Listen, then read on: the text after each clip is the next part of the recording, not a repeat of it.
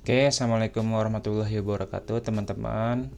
Hari ini kita akan belajar tentang pemrograman web.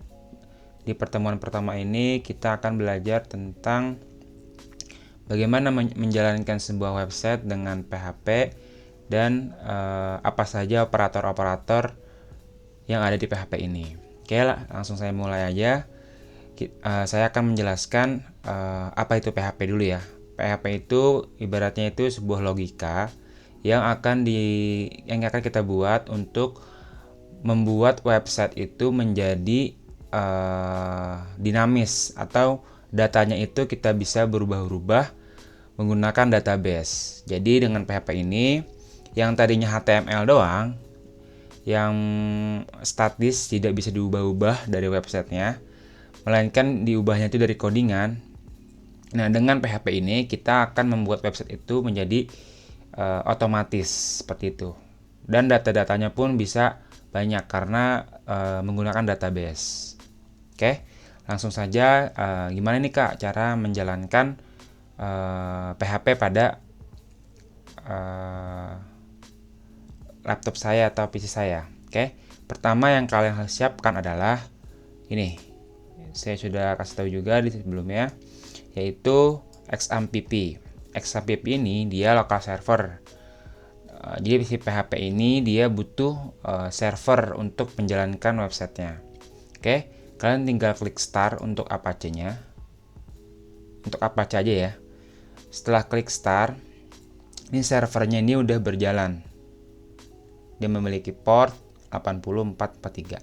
Oke, setelah itu kalian, nah di sini ada Explorer, itu kalian klik aja nih. Klik, itu akan mengarahkan kalian ke folder XAMPP-nya. Nah, setelah terbuka ininya Explorer-nya, kalian pergi ke htdocs. Nah, htdocs ini sebagai nanti kalau di websitenya itu sebagai localhost atau tempat penyimpanan folder-folder kita untuk pembuatan aplikasi. Kita coba saja ya. Yang pertama kita akan membuat folder. Misalkan kita akan membuat folder untuk satu semester ya. Semester ini kita buat 205. Bentar. Oke, kita udah buat foldernya, masih kosong. Nggak apa-apa, jangan khawatir. Kita akan pergi ke text editornya dong. Kalau udah kita buat foldernya, lalu kita akan mengcodingnya itu dengan text editor. Oke, kita buka. Sebelumnya kalian juga udah pasti tahu dong namanya itu text editor. Ada banyak, ada Visual Studio Code, ada Sublime, ada Notepad++. Notepad pun juga bisa jadi text editor. Nah, sekarang yang sangat powerful itu adalah Visual Studio Code. Oke. Karena tadi kita udah buat foldernya, sekarang langkah berikutnya adalah kita mengarahkan si Visual Studio Code ini ke folder berikut. Folder 205 web. Pergi ke C,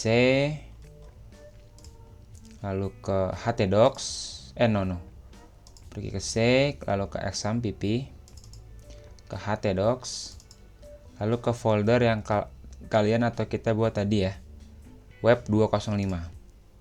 Kalau udah di select folder,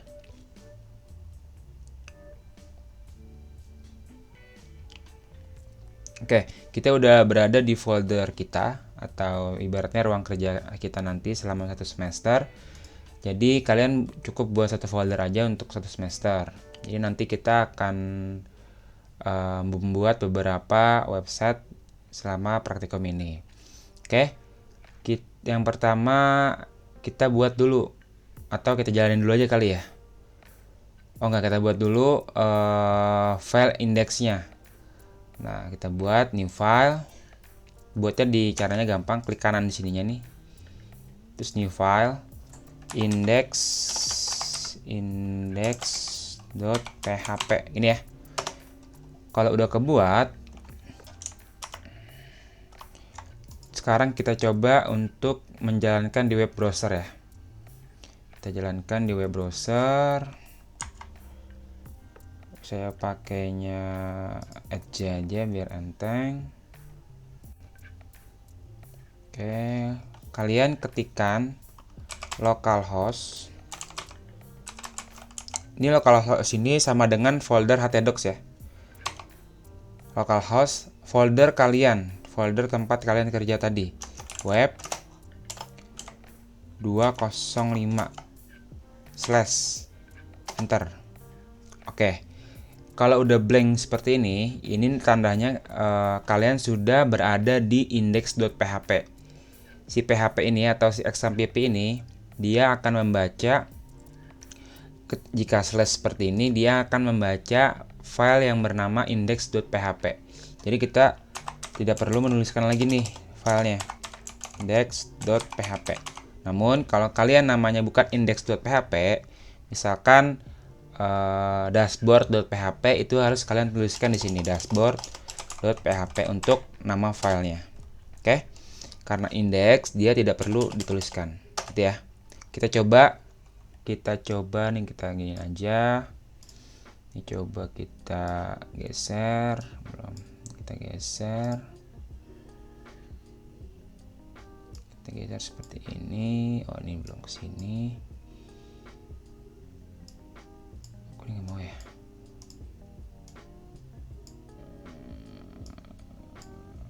Oke, gini aja kali ya. Oke, kita coba untuk membuat tulisan ya. Ini di dalam file indeksnya sama ya. Oke, dia sudah membaca apa yang sudah kita tuliskan, atau dia sudah menghasilkan apa yang kita tuliskan. Berarti web browser ini sudah berada di index.php. Sekarang selanjutnya saya akan menjelaskan tentang struktur penulisan PHP. Untuk struktur penulisan PHP ini nggak ribet seperti HTML. Kalau HTML ada HTML, tag body, tag macam-macam. Kita akan lanjut belajar strukturnya. Untuk strukturnya kalian tinggal tuliskan kurang dari tanda tanya, lalu kalian ketikkan PHP. Setelah itu kalian tutup seperti ini. Kelihatan ya? Seperti ini ya. Jadi untuk PHP sangat simpel. Seperti ini aja.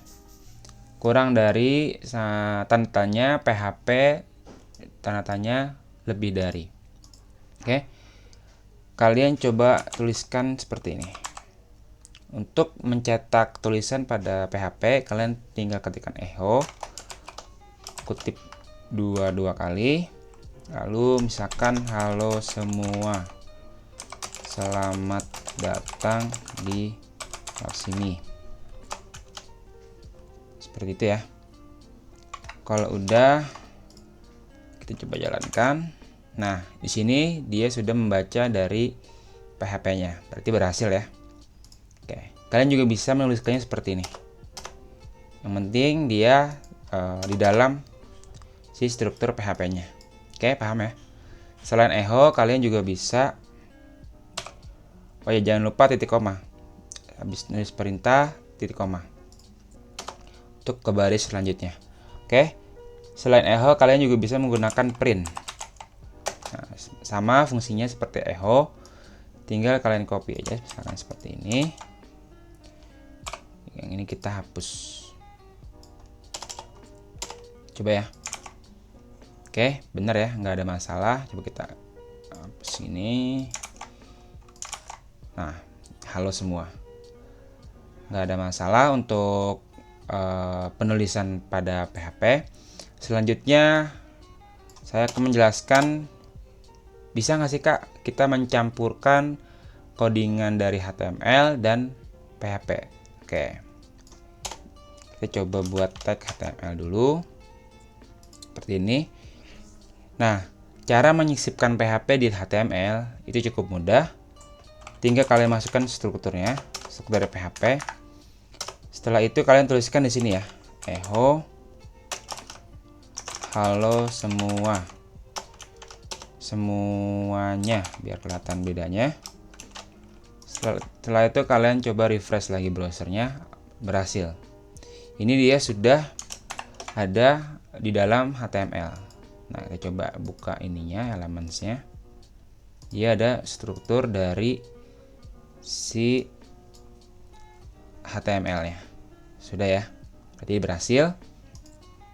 Sekarang sebaliknya, apakah bisa HTML disisipkan ke dalam PHP? Kita coba, kita di Ctrl+Z saja, kita kembali ke codingan awal. Oke, seperti ini. Kita membuat contoh apa ya, tag HTML H1 ya. Kita buat H1. Caranya mudah, kalian cukup masukkannya itu di dalam tanda kutip H1. Jangan lupa ditutup H/H1 seperti ini. Jadi untuk memasukkan HTML ke dalam PHP atau tag-tag HTML ke dalam PHP itu cukup seperti ini aja. Kita coba jalanin. Oke, berhasil. Dia H1 itu membuat tulisan menjadi lebih besar atau heading, karena H itu artinya heading. Oke. Kalau kalian sudah belajar HTML, kalian pasti tahu untuk H1 sampai H6. Sampai sini paham untuk mencampurkan HTML dengan PHP. Saya akan melanjutkannya, yaitu belajar variabel dan komentar pada PHP. Saya akan mengajarkan kalian tentang komentar. Untuk komentar sangat mudah. Kalian cukup menambahkan slash seperti ini. Tulis komentar seperti ini. Komentar fungsinya adalah untuk memudahkan kalian dalam proses pembuatan aplikasi. Dokumentasi apa saja yang ada di codingan kalian itu kalian bisa gunakan komentar. Komentar ini bisa terlihat di dalam text editor, namun tidak terlihat di dalam web browser. Nah, seperti ini. Jadi dengan komentar kalian bisa menamakan atau memberi komentar-komentar kepada codingan Anda, gitu ya. Jadi kalau kalian misalkan nanti sebulan nggak buka codingan, kalian bisa melihat komentar atau dokumentasi yang ada di codingan. Jadi kalau misalkan kalian juga kerja tim, kalian juga bisa menggunakan komentar untuk menamakan codingannya. Selain slash, kalian juga bisa menggunakan slash bintang, slash seperti ini ya. Slash bintang slash. Bedanya dengan slash bintang ini dia bisa berkomentar di beberapa baris atau banyak baris. Kalau slash ini ketika kita enter dia tidak terkomentar. Namun kalau slash bintang dia bisa banyak baris. Misalkan komentar berapa baris pun jadi, seperti ini. Oke, paham ya untuk penggunaan komentar? Kalau paham, kita lanjut saja membuat variabel pada PHP. Oke, yang pertama cukup mudah untuk membuat variabel. Kalian tinggal tuliskan $ seperti ini. Lalu apa nama variabelnya? Misalnya X, nama variabelnya. Sama dengan apa isi dari variabel tersebut, kita isi misalnya halo semua, seperti ini. Nah, ini namanya satu baris ini namanya pendeklarasian. Oh ya, jangan lupa lalu titik koma. Satu baris ini namanya pendeklarasian. Ini merupakan variabel, sama dengan sebelah kanan ini nilai dari variabelnya. Oke, pahami ya?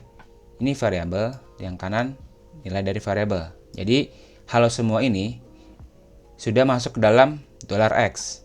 $x memiliki nilai halo semua. Coba kita jalankan menggunakan echo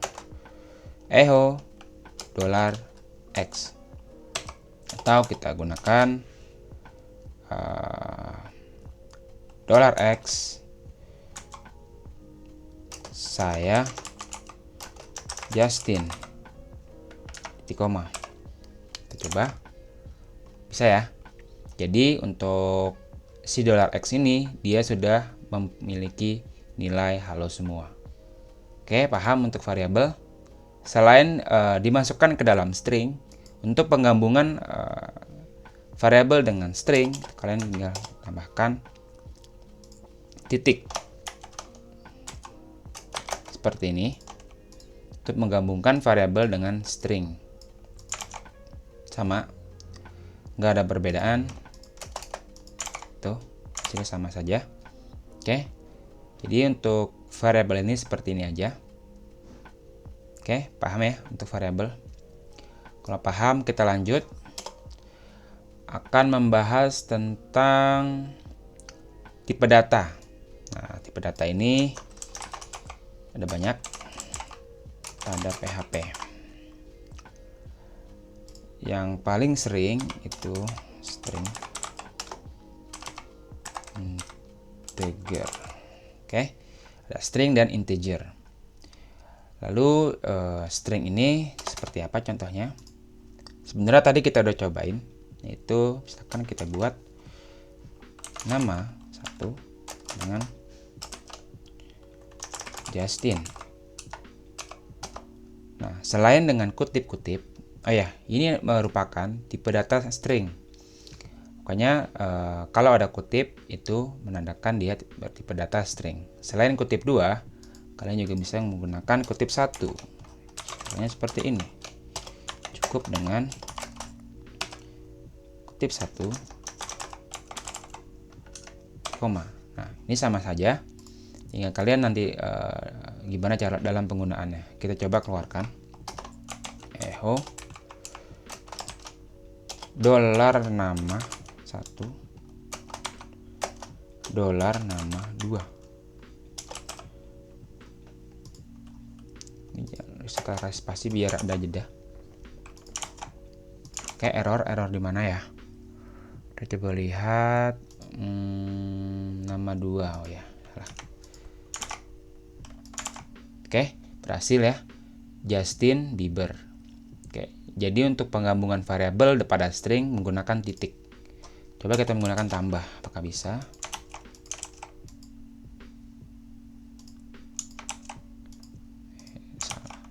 Tidak bisa. Jadi untuk penggunaan atau penggabungan dua buah string menggunakan notasi titik. Oke, gampang ya untuk tipe data string. Kita lanjut tipe data integer.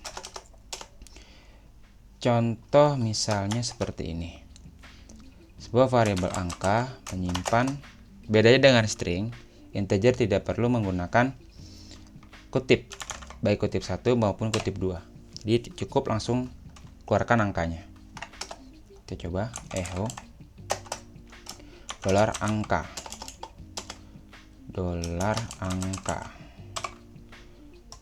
Oh, ini di komentarkan saja dulu biar nggak muncul. Oke. Keluar ya 1, 2, 3. Ya, ini merupakan tipe data integer atau numerik ya. Selain integer, ada juga tipe data float. Float kalau dalam matematika biasanya desimal. Kedua, contohnya 5. Nah, untuk pada matematika kalau untuk desimal misalkan 5,5. Nah, di sini bukan nulisnya 5,5 seperti ini, melainkan 5,5.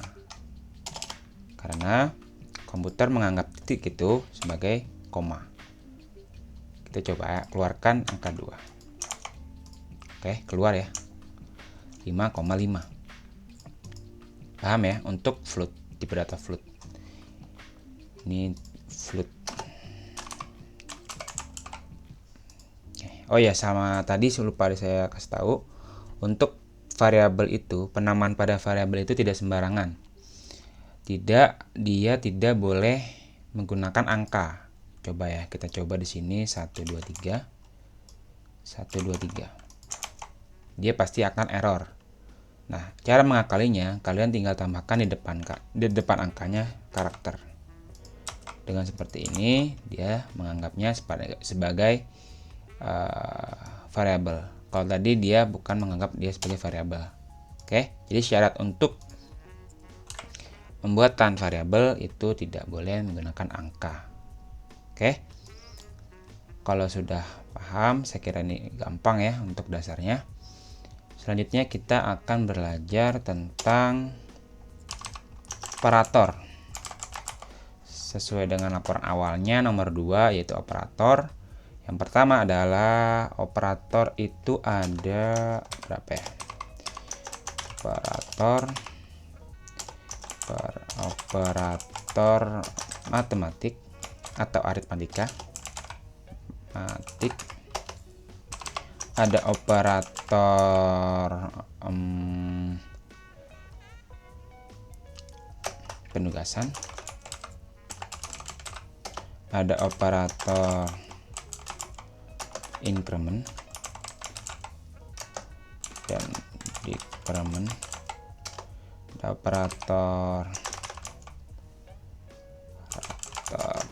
perbandingan atau operator relasi, ada operator logika. Oke, logika ada 1, 2, 3, 4, 5. Oke, kita coba untuk yang pertama, operator matematika. Oke, kalian buat satu variabel x bernilai 5 dan variabel y bernilai 2. Ini untuk proses operatornya ya. Oke. Nah, caranya itu kalian buat variabel untuk prosesnya. Jadi misalkan variabel hasil atau HCL untuk memproses si X, operatornya apa? Operatornya misalkan tambah Y. Saya kira ini gampang ya, karena kan kalian sudah belajar di sebelumnya. Seperti ini sama saja. Seperti desktop pun seperti ini. Oke, sekarang yang dikeluarkan itu bukan lagi nilai awal atau X atau Y, melainkan hasil dari operator penjumlahan operatornya. Misalkan di sini kita tulis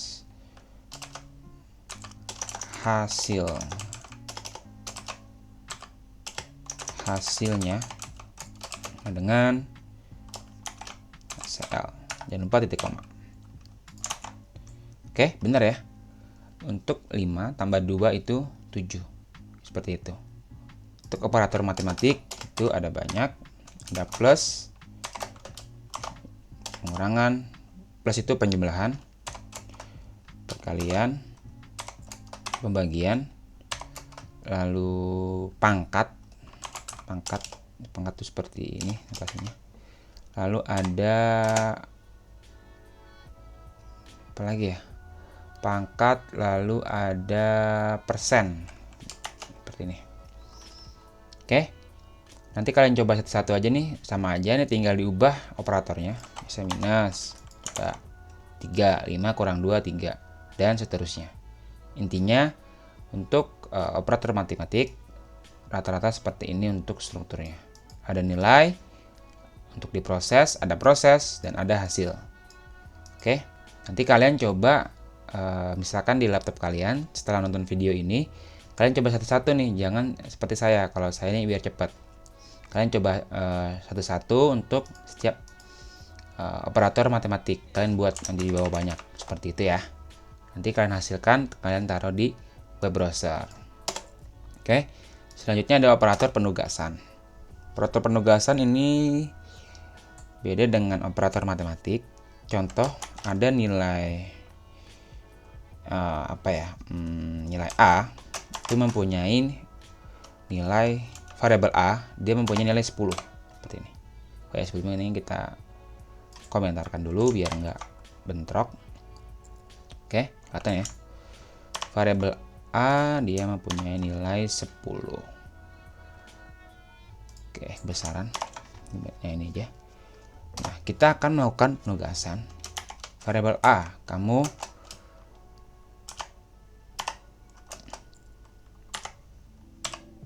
Nah, di sini penugasan dia tidak perlu variabel atau butuh dua nilai untuk misalkan penjumlahan atau pengurangan. Dia cukup satu nilai dan ditugaskan dengan notasi plus sama dengan. Ini artinya si variabel A ini akan ditambahkan dengan 5. Seperti itu. Oke, paham ya? Jadi awal nilai 10, setelah ditugaskan ditambah 5. Kita contoh. Misalkan di sini ya, echo A. Kita buat variabel sini bukan variabel, tag HTML yaitu break untuk melihat hasilnya. Lalu echo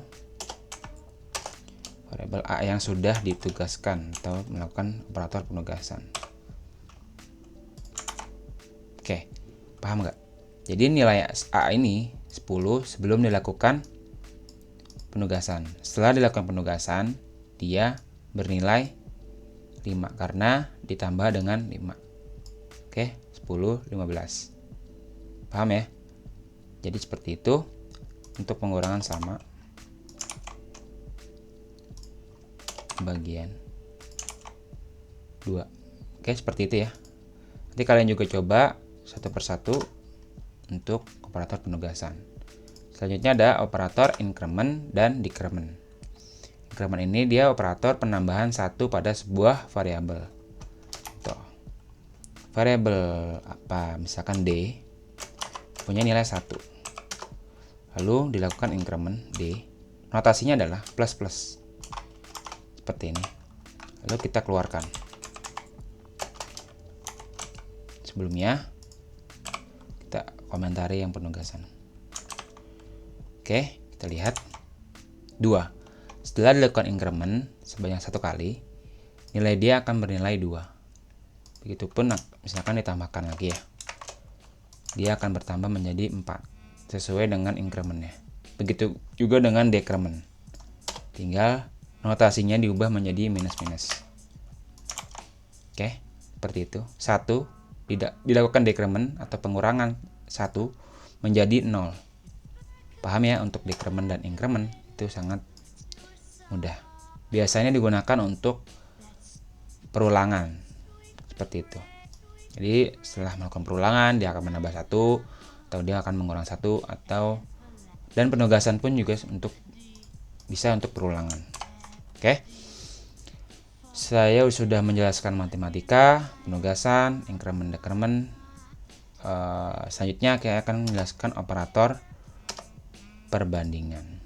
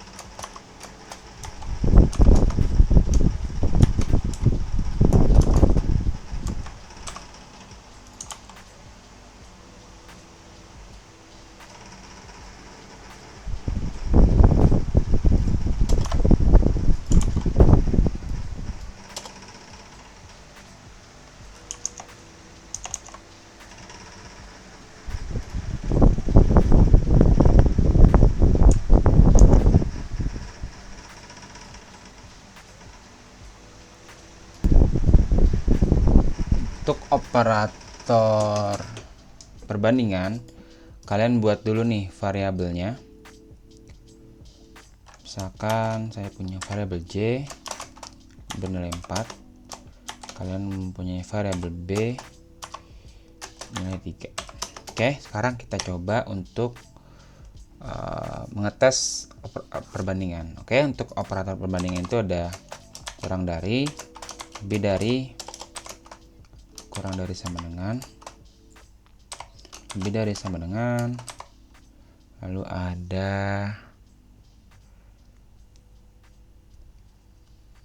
tidak sama dengan. Ada 1, 2, 3, 4, 5. Kita coba untuk yang pertama, variabel misalnya K merupakan variabel J lebih kecil dari variabel B. Kita lihat.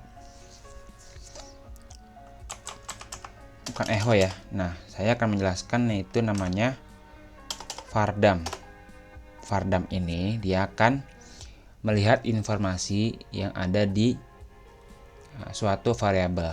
Karena ini dia hasilnya itu akan true atau false, yaitu tipe data boolean. Makanya gunakan vardam untuk melihat hasilnya. Oke. Variabel K. Oke, ntar saya ubah dulu di sininya. Ya, J, variabel J 4 nggak mungkin lebih kecil dari 3 kan, variabel B kan 3, jadi hasilnya bernilai false. All ini dia artinya boolean ya, boolean. Nah, ini nilai yang ada di dalam variabelnya yaitu false. Sebenarnya tadi kita misal ini ya, misal ini kita coba ya, misal tadi penugasan nih, kita vardam, hasilnya akan seperti apa. Vardam itu hasilnya akan seperti, nah seperti ini. Nah, in 2, in itu artinya integer, 2 itu nilai dari variabel si A, seperti itu ya. Sebenarnya sama aja, tapi kalau ini dia hasilnya false or true, gitu ya. Kalau nanti di komputer itu 1 dan 0, gitu ya. Untuk 1 untuk true, 0 untuk false. Itu juga kita coba yang lebih besar itu bernilai true, karena 4 lebih besar dari 3. B itu nilai 3. Lebih kecil sama dengan harusnya bernilai false. Lebih besar sama dengan bernilai true. Tidak sama dengan bernilai true, karena si 4 tidak sama dengan si 3.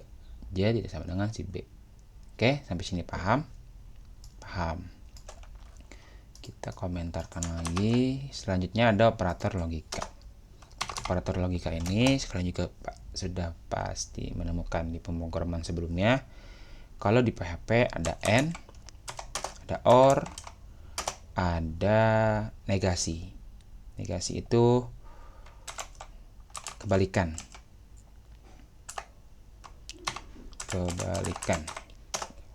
Kita contohin dulu ya satu, misalkan variabel apa, misalkan G. Di sini kita menggunakan isinya itu boolean ya untuk si operator logika. Misalkan bernilai true. Ada variabel H bernilai false. Kita coba keluarkan di variabel L, jangan L, variabel P. Contoh kita coba yang pertama. Oh ya, untuk penulisannya itu nggak AND, OR, atau negasi, melainkan untuk AND misalnya itu seperti ini, dan untuk OR itu seperti ini, dan untuk negasi itu tanda seru. Oke, untuk penulisannya seperti ini. Untuk AND, untuk OR, dan ini untuk negasi. Kita coba satu ya. Kita coba yang N. Variabel G, N, variabel H. Kita vardam. Untuk melihat hasilnya kita vardam si variabel P. P itu untuk hasil ya. Apakah bisa bernilai false? Karena apa? Karena untuk operator logika si N ini, dia dua-duanya harus bernilai true.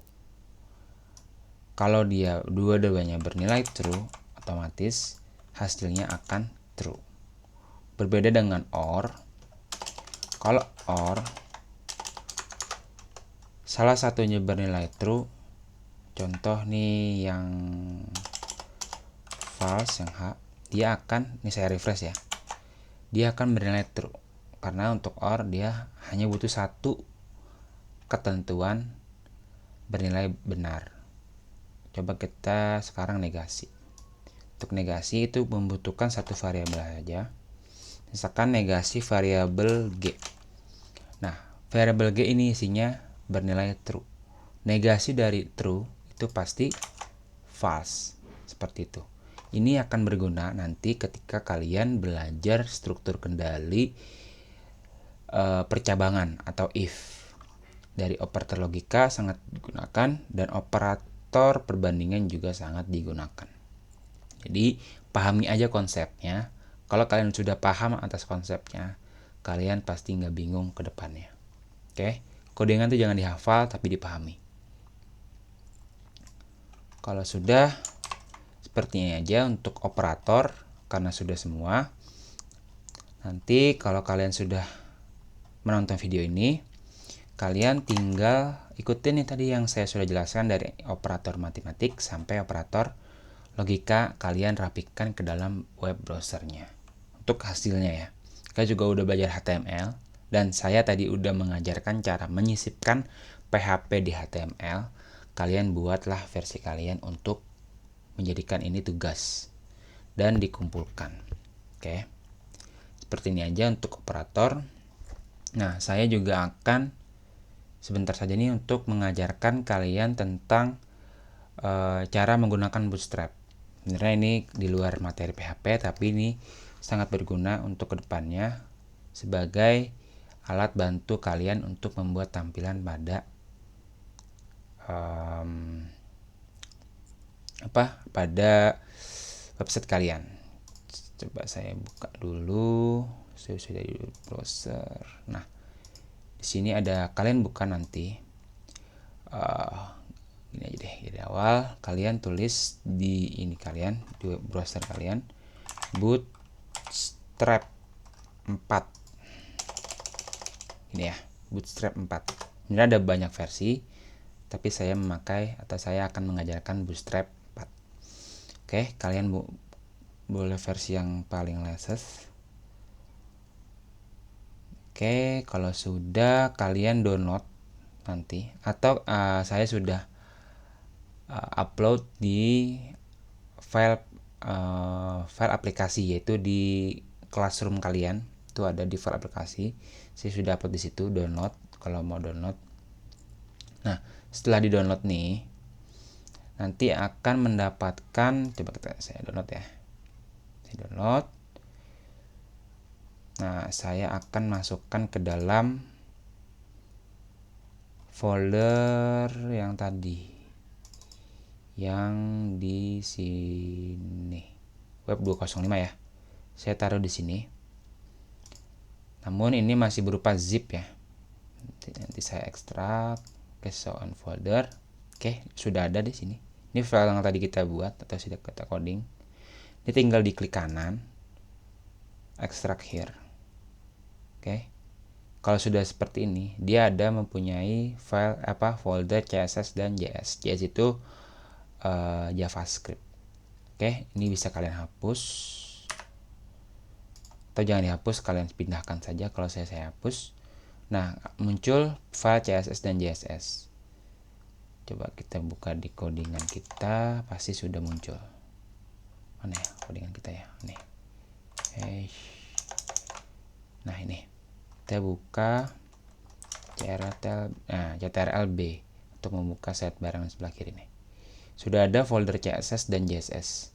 Sekarang kalian kalau udah seperti ini seperti rumus dasar untuk kita buka misalkan tag HTML untuk menjalankan atau biar si CSS atau JS-nya ini hidup di website kita.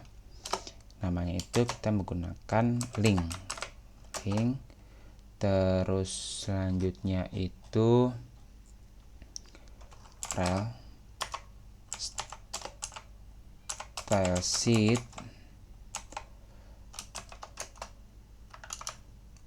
jangan lupa untuk ditutup tutupnya, lalu ada href.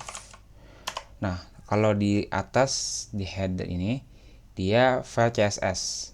Kalian udah belajar HTML sebelumnya ya, mungkin kalian sudah pernah diajarkan. Nah, href ini kita arahkan si folder CSS ini, kita arahkan ke ini nih, ke bootstrap min CSS. Jadi CSS slash bootstrap min CSS seperti ini ya. Nah, ini sudah terintegrasi antara file index dengan CSS seperti itu ya. Selanjutnya si JavaScript-nya, kalian tinggal di body di bawah script src atau search, sama bedanya di sini JS slash bootstrap min JS. Jadi si bootstrap ini dia sudah membuatkan kelas-kelas. Kalau kalian sudah belajar CSS kan kalian juga tahu namanya kelas. Nah, si bootstrap ini dia udah baik, dia membuatkan kelas-kelas untuk kalian bisa pakai. Ini jangan lupa ditutup script.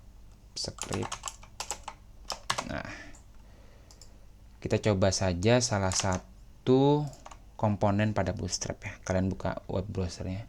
Kalau kalian sudah sudah memakai bootstrap, kalian sering-sering buka dokumentasi dari bootstrap dan kalian baca-baca nih. Saya akan coba misalnya navbar ya. Navbar, bentar. Navbar. Kita coba. Nah, ini kan ada nih. Ini contoh untuk tampilannya. Kita copy nih. Kita masukkan ke dalam body. Nah, kita masukkan ke dalam body. Nah, ini terlalu kecil atau terlalu besar. Nah, seperti ini aja. Kita hilangkan dulu ininya. Oke, ini merah nggak masalah. Ini cuman kerapian saja. Karena saya sudah memakai plugin. Jadi si plugin itu menganggap ini tidak rapi. Tinggal diginiin. Oke, ini kan kepanjangan ya. Caranya itu cat ya, Alt Z. Nah, biar dia ke bawah.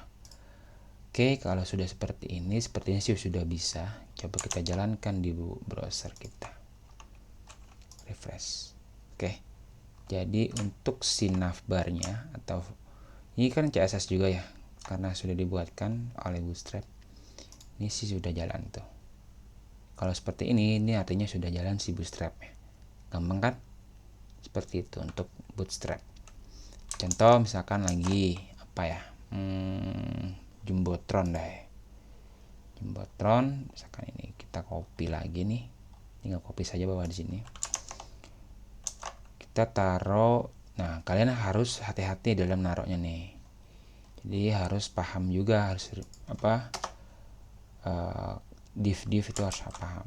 Oke, kita taruh setelah nav karena ditutup nav untuk navbar. Nah, di sini ya. Kita taruh di sini di dalam body. Oke. Nah, gampang kan? Jadi si Jumbotron itu kayak ibaratnya pengenalan. Tinggal kalian ubah-ubah deh. Dan kalian sesuaikan dengan keinginan kalian. Nah, ini ada kelas-kelasnya. Nanti kalian pelajarin nih. Ini sebenarnya ada codingannya juga nih. Bukan codingan ya. Iya, codingan CSS. Kalau kalian pernah belajar, itu ini ada codingannya. Oke. Kalau dalam Bootstrap itu yang paling penting belajar ini. Yang paling kalian harus kuasai ya, grid system pada Bootstrap tuh. Kalian pelajari nih. Tuh, kalian buat tampilan seperti ini itu bisa. Oke. Seperti itu. Kalau misalkan kalian kurang puas, kalau misalkan baca-baca, kalian juga bisa pergi ke YouTube. Itu ada namanya web pemrograman Unpas atau web programming Unpas. Ini ada namanya ini Pak Sanika Galih. Dia banyak nih tutorial tentang web development, termasuk ada PHP dan Bootstrap. Ini ada CSS juga, CSS dasar, nah dia lengkap nih CSS 3.